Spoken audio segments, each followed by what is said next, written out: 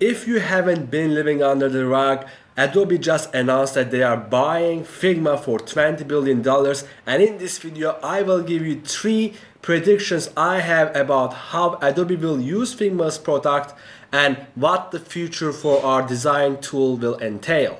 Now, as most of you know, Adobe already has a prototyping tool that we call Adobe XD, and I actually have a video about comparing Figma and Adobe XD on this channel. But based on this acquisition in the last 48 hours, one of my predictions is that Adobe XD might be either discontinued by Adobe or just be used for animations or its prototyping features instead of all of its features such as wireframing and doing mid-fidelity to high-fidelity prototypes. One of the reasons for this is Adobe seems to be wanting to move much more to the browsing features that the Figma allows, meaning that any user can access and use Figma regardless of the operating system a user has. And because it is attractive enough, they will push to keep Figma as it is much more than trying to destroy it and let Adobe XD have the market.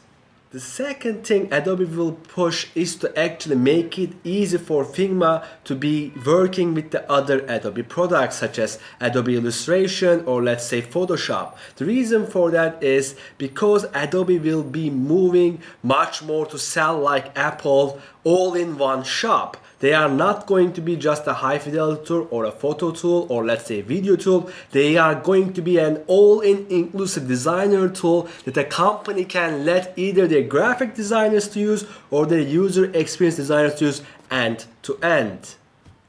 The last prediction I have is because Adobe is pushing for an all-in-one integration with softwares, I think they will also push more for the subscription model that has Figma as well, meaning use all of our 6 applications for $29.99 a month.